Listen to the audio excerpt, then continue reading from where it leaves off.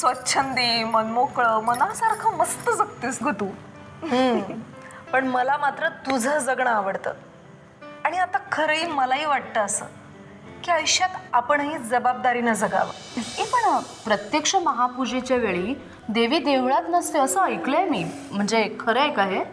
हो, महापूजेच्या वेळी जेव्हा पुजारी पूजा करायला येतात तेव्हा पश्चिमेच्या दारात जामदार उभं राहून मोठ्याने ललकारी देतो, पुजारी आले हो, लवकर या. या महापूजेच्या वेळी दह्या दुधाची भांडी देवीच्या मस्तकावर ओतली जातात. त्यानंतर शुद्धोदक स्नान आणि मग हळदी कुंकू चंदनाचा मळवट लेऊन देवी सिद्ध होते भक्तांना दर्शन देण्यासाठी.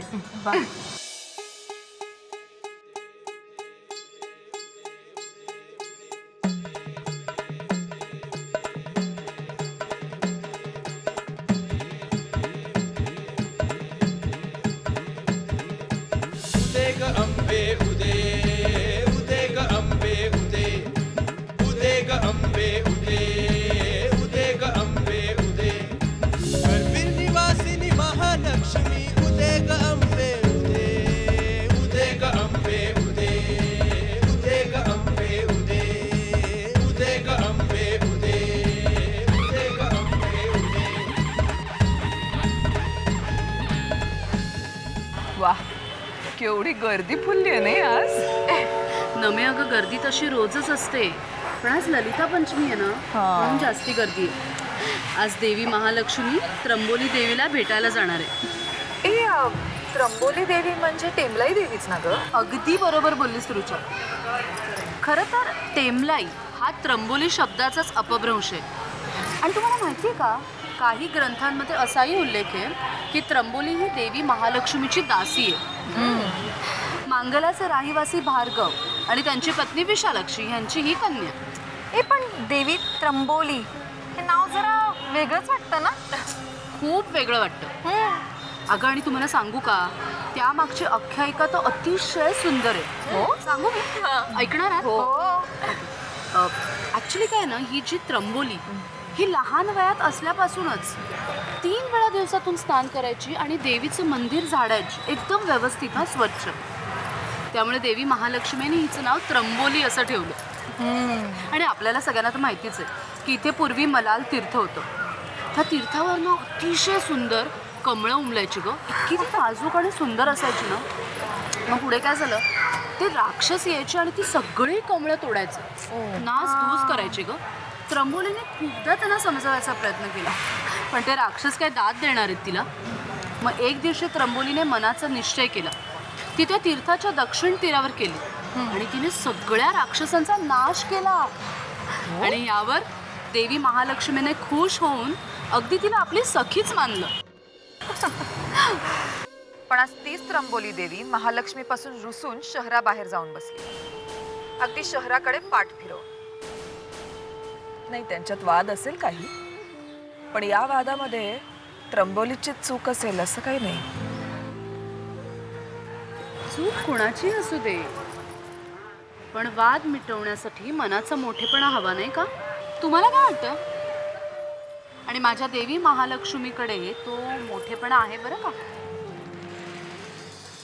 म्हणूनच तर ती त्र्यंबोली देवीला भेटायला जाते ना. हो, आणि त्या वादाचं कारणही तसं क्षुल्लकच होतं ग. म्हणजे बघ ना, देवी महालक्ष्मीने कोल्हासुराचा वध केला आणि देवी त्र्यंबोलीने कमलाक्षाचा वध केला. त्यानंतर करवीरवासियांनी खूप मोठा उत्सव साजरा केला आणि त्या उत्सवाला त्यांनी देवी त्र्यंबोलीला बोलवलंच नाही.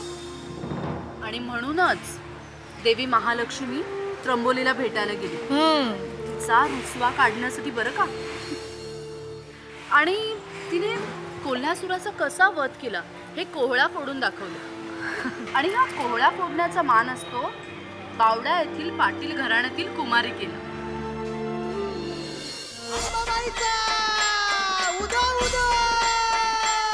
आलो दारी तुझ्या रेणुके, शरण आलो तुला अंबिके. सर्व मंगल हो मांगल्ये, आई भवानी तू जगदंबे. कडाडील चौघडे निसंबळ तुझ्यासाठीच मांडू गोंधळ.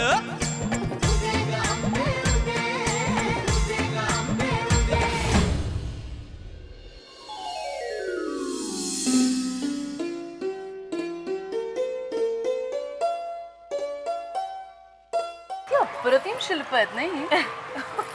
मी गंमत सांगू.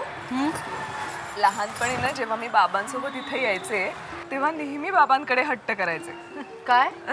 बाबा आपणही असंच घर बांधायचं. ए काही बोलते आई, असं घर? हो असंच दगडाचं.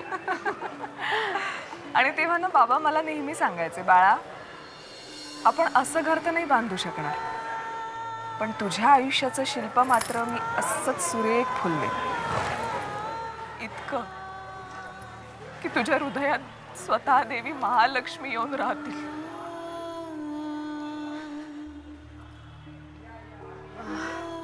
वा, खरं तर प्रत्येक वडिलांचं आपल्या मुलीबद्दल हेच स्वप्न असतं नाही? या शिल्प संशोधनावरून मंदिराची प्राचीनता कळत असेल नाही का ग? नक्कीच. पण त्याही पेक्षा ह्या सगळ्या शिल्पांचा, मंदिरांचा ग्रंथामध्ये जो उल्लेख आहे ना, तो खरंच अभ्यासनीय आहे. मला वाटतं 13व्या शतकातील हेमाद्रीच्या चतुर्वर्ग चिंतामणी या ग्रंथामध्ये या मंदिराचा आणि देवी महालक्ष्मीचा उल्लेख आहे. अगं एवढंच कशाला, मार्कंडेय पुराण, बृहस्तोत्र रत्नाकर यामध्ये हा सगळा उल्लेख आहे. ए मी ना तुम्हाला एक वाचलेली घटना सांगते. राष्ट्रकूट राजा पहिला अमोघ वर्ष त्यानं ना प्रजेच्या संरक्षणासाठी आपल्या स्वतःच्या हाताचं एक बोट कापून महालक्ष्मी देवीला अर्पण केलं होतं. आणि या गोष्टीचा उल्लेख ना इसवी सन 793च्या एका शिलालेखावर कोरलेला आहे. म्हणजे काय, महालक्ष्मीचं हे वैभव प्राचीन कालापासून अबाधित आहे. अगदी खरं बोललीस रुचा. आणि या मंदिराच्या भिंतीवर ज्या 64 योगिनी आहेत ना, ज्या लहानपणापासून आपण बघत आलोय, ते काय आहेत ते माहितीये तुम्हाला? नाही. बघायचंय? हो चला लगेच. चल. एक मिनिट हा, मला फोन आता. तुम्ही व्हा ना पुढे, मी येते. बर, लवकर या.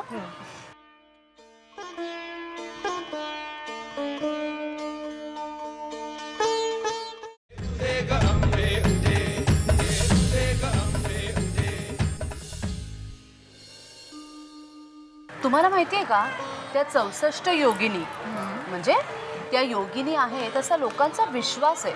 हो मग खरं सांगू का तुला, या शिल्प संशोधनातून हे सिद्ध झाले की जेव्हा एखादी स्त्री साजशृंगार करते तेव्हा त्या रूपगर्वितेचे भाव, किंवा एखादी स्त्री संगीत साधना करताना कशी तन्मय होऊन जाते, हे सगळं इतकं अचूकपणे टिपलंय. हो ग, म्हणजे बघ ना, कोणी नृत्य करतंय, कोणी मृदुंग वाजवतंय, कोणी टाळ, कोणी वीणा. रुचा, अगं एवढंच नाही, त्यापैकी कोणी पायात रुतलेला काटा काढतंय, कोणी अगदी एखाद्या सुंदर फुलाचा सुगंध घेतंय, तर कोणी अगदी असहाय्यपणे एखाद्याची वाट बघते. हे असे त्या प्रसंगाचे वेगवेगळे भाव त्या मूर्त्यांमध्ये कोरलेत ग, आणि ते जाणवतात आपल्याला. वा, अप्रतिम. खरोखर म्हणजे शिल्पच नव्हे तर स्त्री रूपाचे नवे कांगोरे जाणून घेण्याची दृष्टी मिळाली आज. आणि तुमच्या दोघींच्या एक लक्षात आलंय का, आपण ही मंदिरं किती प्राचीन आहेत असा फक्त विचार करतोय, पण तुम्ही एक विसरताय. आपण हाही विचार करायला हवा की त्या प्राचीन काळच्या स्त्रियांच्या कलागुणांचा किती सखोल अभ्यास केलाय या शिल्पकारांनी, नाही? हो ना. आणि हे कौशल्यपूर्वक मंदिरावर कोरणं त्या शिल्पकाराचं सामर्थ्यही कळायचं. आणि त्या शिल्पकारांनी तर दिशा साधनाचा एवढा परफेक्ट अभ्यास केलाय. आणि हा अभ्यास करूनच त्यांनी बांधकामाला सुरुवात केली. सूर्याच्या संक्रमण काळात म्हणजे माघ शुद्ध पंचमीला सूर्यकिरण देवीच्या थेट मुखावर पडतात ग. इतकं सुंदर दिसतं ना. वाव, अप्रतिम. खरोखर हा सोहळा अनुभवायला हवा. ही सारी श्रीमंती आहे आदिशक्तीची, आणि तिच्या अवतीभोवती असणाऱ्या देवादिकांचा लवाजमा या श्रीमंतीत भरच पाडतो ग. मग चला, हा लवाजमा आपण का पाहू नये? चला.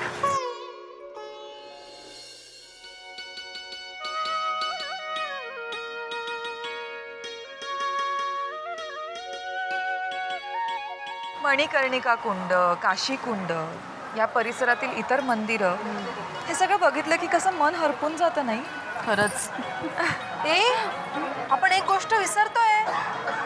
नमूनही आपल्यासोबत. अगं बाई खरंच की लक्षातच आलं नाही आपल्या.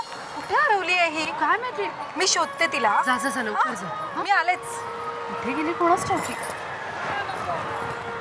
हां, मला माहिती होतं, पण म्हटलं कशाला उगाच या सगळ्यात पडा. रुचा काय आहे? कुकूला बाळ करून ठेवलंय तर तिचं तुम्ही. स्वतःच्या पायावर जरा उभं राहू दे ना. ती कुठल्या परिस्थितीतून जाते याची कल्पना आहे ना तुला? मग आपण तिला समजून नको घ्यायला. तिचा तो बिनकामाचा नवरा. आणि अगं मग अशा नवऱ्याला घरीच राहू दे ना. अशा नवऱ्याचा विचार तरी का करायचा असतो? आपलं आयुष्य आपण स्वतंत्र जगावं. असं नसतं रुचा. इथे जिथे आपली आदिशक्तीच स्वतंत्र नाहीये तिथे माणसांचं काय?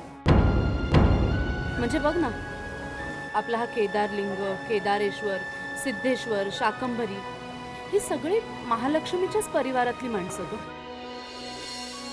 एवढंच नाही, शेषशाही विष्णू, नवग्रह, नृसिंह, लक्ष्मीनारायण ही देखील महालक्ष्मीचा परिवारच आहे.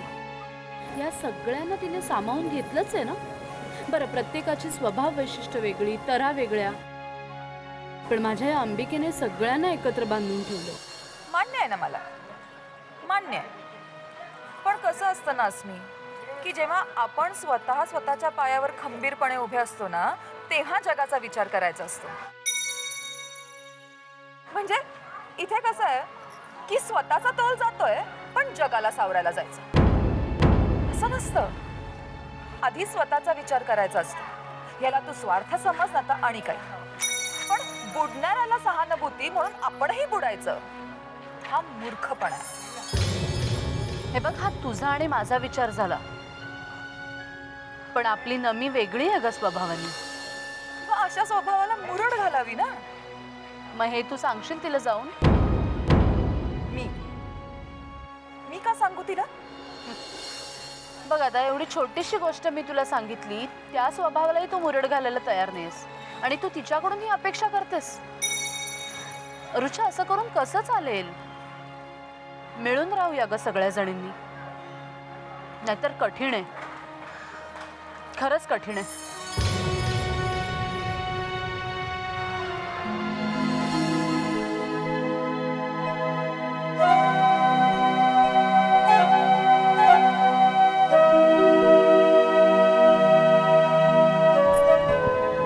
नमो, ए नमो, काय झालंय नमो?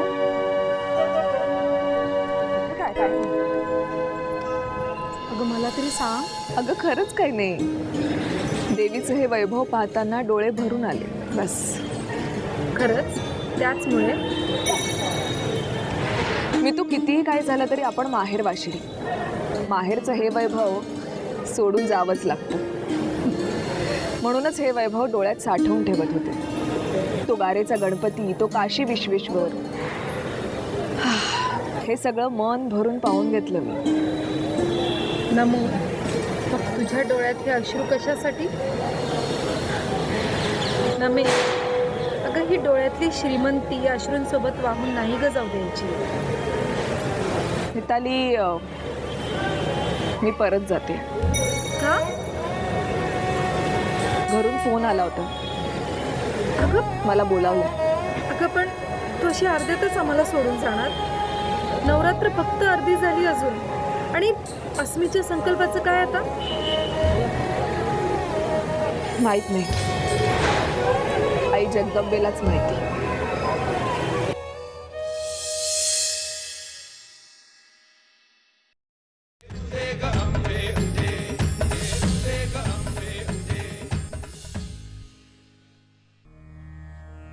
नमस्तेस्तु महामाय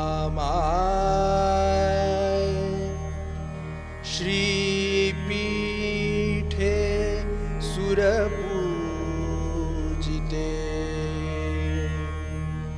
शङ्खचक्रगदाहस्ते महालक्ष्मी नमो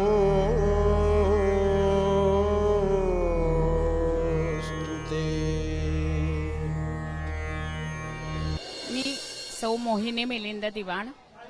आज नवरात्राचा 6वा दिवस, तरीही तिथीचा क्षय झाल्यामुळे आज पंचमी 5वी माळ अशी म्हटली जाते. पण आज श्री महालक्ष्मी करवीर निवासिनी जगदंबा हिनं आज कोल्हासुराचा वध केला. कोल्हासुराचा वध झाल्यानंतर तिला त्र्यंबोली देवीने खूप मदत केली. ती मदत केल्यानंतर विजयोत्सव साजरा करण्यात आला. विजयोत्सव साजरा करताना तिला श्री महालक्ष्मी अनावधाने विसरली. त्यामुळे त्र्यंबोली देवी रागावली, तिला राग आला. ती एक करवीर नगरीच्या बाहेर जाऊन एका टेकडीवर बसली. टेकडीवर बसल्यामुळे श्री महालक्ष्मीच्या ते नंतर लक्षात आलं. तिनं पण केला की मी दरवर्षी नवरात्रात पंचमी या 5व्या दिवशी श्री महालक्ष्मीला त्र्यंबोली देवीला भेटायला जाईन. आणि त्यामुळे हा त्र्यंबोली उत्सव हा करवीर नगरीत नवरात्रामध्ये पंचमी या दिवशी मोठ्या प्रमाणावर साजरा केला जातो आणि तिथं त्या दोघींची भेट घडवली जाते. हा या आजच्या पंचमीच्या दिवशीचा महत्वाचा भाग आहे. उदे ग अंबे उदे, उदे ग अंबे उदे, उदे ग अंबे उदे, उदे ग अंबे उदे. करवीर निवासिनी महालक्ष्मी उदे ग अंबे उदे, उदे ग अंबे उदे, उदे ग अंबे उदे, उदे ग अंबे उदे, उदे ग अंबे उदे.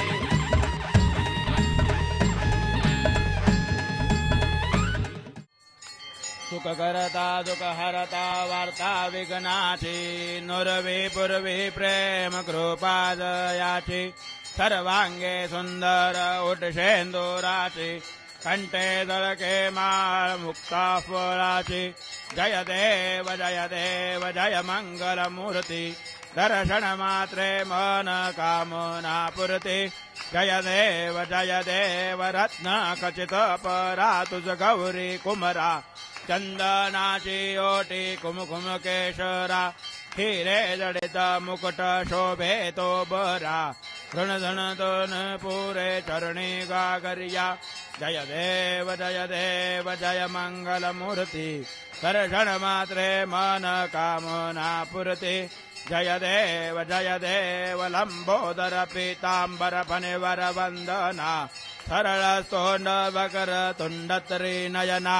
दास रामाचा वाटपा हे सदना. संकटी पावावे रक्षावे सुरवर वंदना. जय देव जय मंगल मूर्ती, दर्शन मात्रे मन कामना पुरती. जय देव.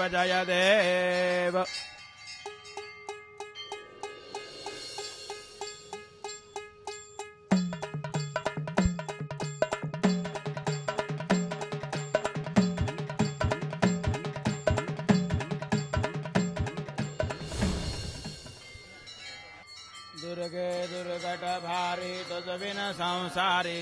अनाथनाथे अंबे करुणा विस्तारी. वारी वारी जन्म मरणाते वारी. हारी पडलो आता संकट निवारी. जय देवी महिषासुरमर्दिनी.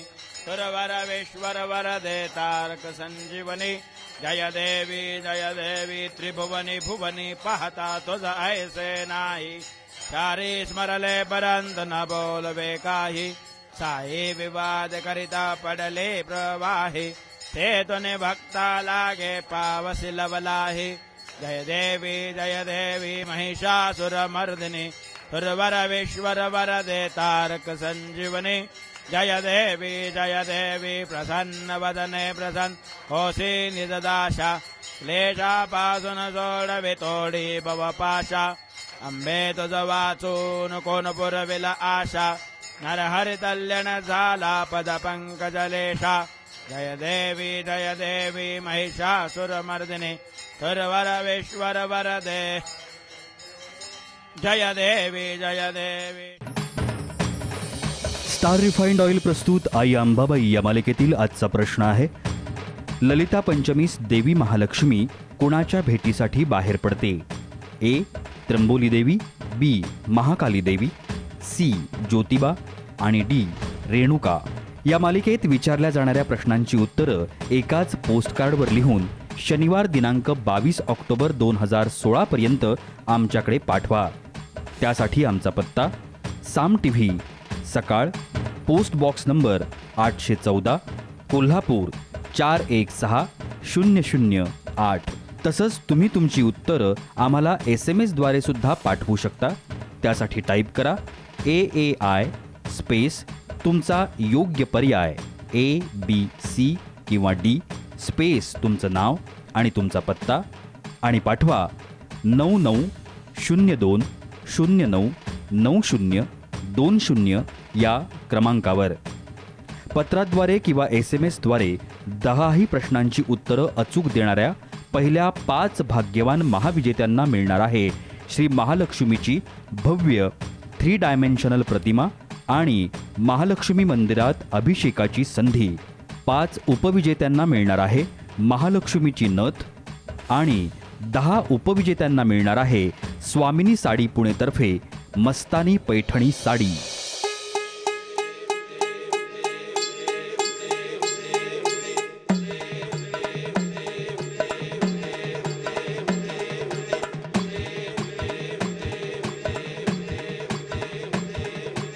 उदे ग अंबे उदे, उदे ग अंबे उदे, करवीर निवासिनी महालक्ष्मी उदे ग अंबे